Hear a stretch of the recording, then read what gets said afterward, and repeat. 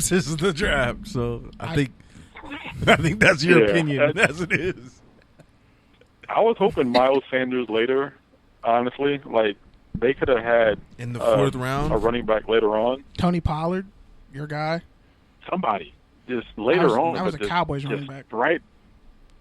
When I think first round, running back, I don't really think lower first round. Like, if you really have a guy in the first round who's lower, you could have waited till 35 if you want to be that guy, or trade down if he was still there. I just think that a running back in the first round. Look at Todd Gurley, all the talent in the world, but honestly, his knees are being held together with anything stronger than what's holding a little kid's face. And the will of God. Bruh, Gorilla Glue and putty. Hopes and dreams. I think the worst part about the Jacobs situation, though, is he runs a 4.6. The fact that I'm still seeing Doug Martin and DeAndre Washington get reps with the ones. And I'm like, I know it's early, but, like, you invested all this in the number 1 running back, and he's still losing reps to these bums? Remember when I'm pretty sure you remember this. Remember when I said the Raiders will regret not taking Joe Mixon? Yes, I do. This is why. I mean, just like Pete said, you can't really be lagging behind Doug Martin. I mean, evolution moves faster than that dude.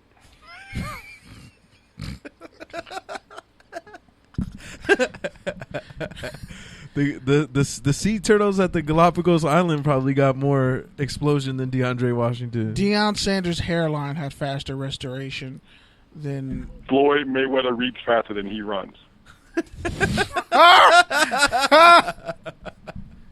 50 Cent gets people to pay him back quicker. Did I hear that correctly? Yes. Floyd Mayweather runs faster than he can read. Oh, God. I couldn't even finish what I said.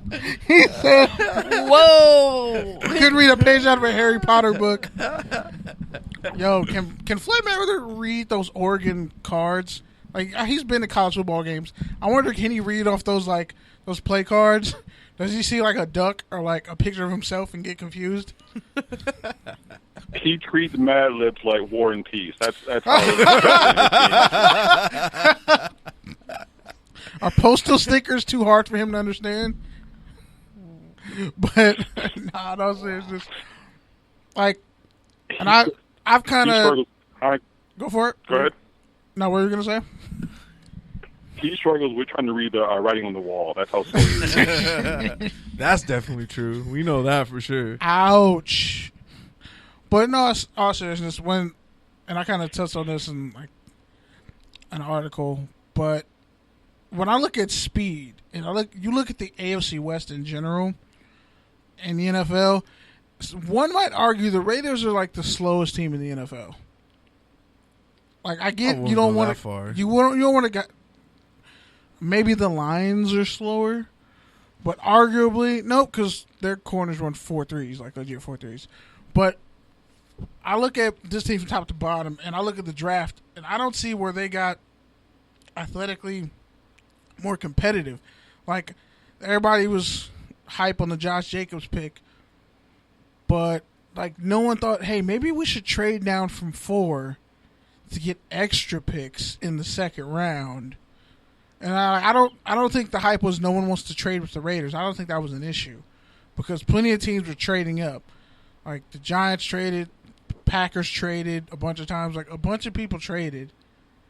So after seeing the draft and seeing where the Raiders are going, like for personnel wise, and all the free agents that are out there, T, what do you think is realistic for the Raiders? For their record, or I mean, if for personnel moves, the free agents that are out there. You're right. This is the slowest Raider team I've seen in my entire life. Like they had Ron Brown, who couldn't catch a cold butt naked in Alaska, but he was fast, and they don't really have that burst. Like you have Terrell Williams is fast, which is nice, but they don't have anybody on offense to scare defenses. Like as far as Antonio Brown is more of the twitchy. Yes, he can run, but he's more of his moves get him open. His route running gets him open. He's not going to blow anybody off at the line of scrimmage. Where if you look at the way that they put together this team, you're right. They are the slowest team in the AFC West by a mile. They are patently slow, and that's a concern for me. Like, the upside is Gruden has installed this system, and Carr seems to have picked up in the first year offensively. Where I'm afraid of is that defense, where you have Paul Guenther, who still has that Bengals mindset, and I just don't see how much they improve with just, yes, they address the pass rush, but right now this feels like an 8-8, 9-7 team at best, like best case scenario. Wow, that's I agree with that. Incredibly optimistic. But yeah, man, we're pretty cynical on this. We have a love-hate relationship with the Raiders. So, I've seen nothing positive about that defense. So let's put your rose-colored glasses on. What are some things you are excited? Silver and black colored glasses.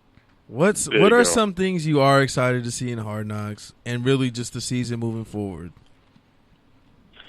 I want to see, first of all, the Hard Knocks. I want to see the dynamic of the Carr-Gruden relationship, where we get to see cameras on how they interact. Where John Gruden, honestly, if you put a handle on the side of his head, he is that big of a mug where he'll just sit there and look at the camera and he is pretty much the coaching version of Jim from The Office. Just look right into the camera. Just say something wild and look right into the camera. Where I want to see that. I want to see how the defense under Paul Guenther tends to take shape. Just like Barry had just said, I have giant concerns. But for the season, one positive thing I see Terrell Williams actually giving them a deep threat where all Carr has to do is not arm punt it and find him deep, and he's right there. I think Terrell Williams will probably end up helping Derek Carr in the long run. Or exposing him. Unlike Seth Roberts? Pretty much. Oh, God. I'm just glad he's gone. Honestly, that dude dropped more than Sprint does calls. It is bad. Ooh. King of this wide-ass open. Let me just drop this 5-yard out. Okay. Now we have a punt where you knew that when the ball's in the air, Seth Roberts would drop it. The rhythm method is more reliable than Seth Roberts. Unless it was a game-winning touchdown versus the Ravens. Like Tampa. or Ted Ginn Jr. Talk about a 50-50 ball. But last question for me, T. And I just want to solely on the free agents, because this is probably one of the older teams in the NFL, and somehow Reggie Nelson is still on the team. Somewhere Obi is cursing violently while listening to go-go music. But I just want to know. Tell him I said it, because I know he's doing it. Somewhere with Wale pretty girls playing in the background to calm him down. I just want to know. You look at the fact of these free agents that are out there, the older ones, defensively, and you would think it would be the perfect time with their cap space to go out there and just start filling the potholes that are on their defense, like it's the city of Compton. Wow. Do you think they have a shot at a guy like Eric Berry? Not just because we might be related and because he beat cancer a bunch of times. Do they really need another sub-6 foot safety? First off, he's over 6 feet. Pretty Don't much. you disrespect Eric Berry in my presence. 5'11" and 3/4. He's like 6'1", bro. With 6-inch studs. Did you forget that man's a Hall of Famer? He is. I'm not disrespecting him. Let's be honest. I'm still mad at Marcus Joyner. But sorry to cut you off yet. Yeah. That was my question. That dude is 5'8" and a safety. Unless you are Bob Sanders, like the incarnation of Bob Sanders, you're not knocking anybody out. They're gonna throw you away like you're trash, basically. He's Jason David. He's gonna have to. And Bob's shoulders felt that. Run. Like it cost him his shoulders. Like. Mm-hmm. He's gonna have to come up and support the run. And honestly, they will throw him away like Tiffany Haddich's whole career. Just right down the toilet. She ain't ready. Garbage ass. But yeah, man. So before we let you go, why don't you go ahead and plug up your social channels? Let our listeners know where they can find you. And fire off one last warning. Fire off one last shot if you want. See, okay. Oh, I got one last good shot too. But empty the clip. Follow me on. I might have a magazine somewhere, in the cabinet. But you can follow me on Twitter at @tbiggs, that's capital T, capital B, lowercase everything else. FBC Raiders is full press coverage /Raiders. My final shot is this: it's when I look at the two of you and I see how much you progress, where Pete is writing about the Lakers and Barry is graduating from college. That makes me feel old, but that makes me feel proud, considering I knew where both of y'all came from and how hard you had to fight to get there, and how it's the pride that I feel as watching two colleagues make their way into this business. Where I'll be honest, I was not too encouraged by the whole landscape. You got your Bill Simmonses, you got your Skip Bayless types, you got Stephen A's hairline and like the prevent defense. But you have Will Kane, who honestly probably just buys sheets to put over his head and crosses the burn in his backyard. But it's Will Kane uses Axe body spray as cologne.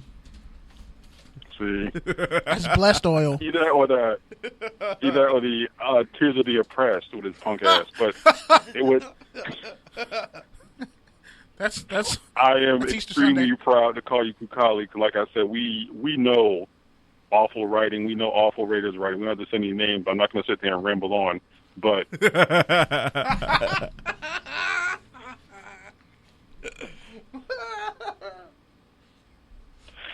But I, like I said, as a colleague, I appreciate the fact that, your podcast is one of my favorites because it is a good time and y'all learn a lot and it's interesting to me. And it's good to see good things happen to good people. And like I said, if there's anything I could ever do to help further or put in whatever, anything y'all need, anytime. Appreciate that, fam. Thank you, T. Keep doing your thing. Fellas. You and Obi, Tuesday nights, Black Tuesday pod. Hold Wisconsin every day, down. FPC Raiders, hold Wisconsin down, and keep being a great example of a father and a man. Appreciate it, fellas. Always a pleasure. Good luck with the show. Always a pleasure. Always a good time. Y'all be cool. All right, Thank peace. You. Can't wait to hear you slander Jonathan Franklin or whatever that Wisconsin's running back name is. Can't wait to hear it. But yeah, man, that was T Biggs. Shout out to him. Shout out to that man. What? By far, for sure, our pettiest guest ever. Definitely in the running for best guest ever. Oh man, that's a smack off, bruh. Have we ever laughed like that in an interview? Bro, we were literally laughing. We couldn't even think of a next question. We were laughing so hard. I've never had somebody say something so funny that I just scrapped my joke, which was also funny, and just said, fuck it. I didn't even go back to it. That was wild. And shout out to Keith, Michael.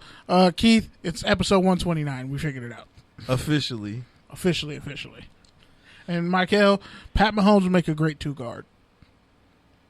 But that's about it. He can't be a point. He's Klay Thompson if he's a 2-guard. I guess. With his accuracy? I think Zion, they say, can probably play QB in the league. I'm not wasting Zion at QB. His ass is a tight end. You're Antonio Gates. But yeah, on that note, man, let's get a couple of poll updates. So, as we know, earlier this week, Brett Favre said he got hacked. He posted an IG picture saying he is giving it one more try, coming out of retirement for the 3rd time. So I posed the question. Is anybody excited for Brett Favre? And overwhelmingly, the results were no. So I'm glad. I'm glad, America. I'm glad you didn't buy into yet another washed up sequel. Because God knows we have too many of those this summer. Shout out to the new Men in Black. Shout out to Dark Phoenix. Shout out to Secret Life of Pets. And there's like one more other trash sequel that's out right now. Wait, so Toy Story 4. Hold up. Don't look me in the eye and tell me you're excited for Toy Story 4. The fuck I am. after that trash ass Toy Story 3, and That if was we're not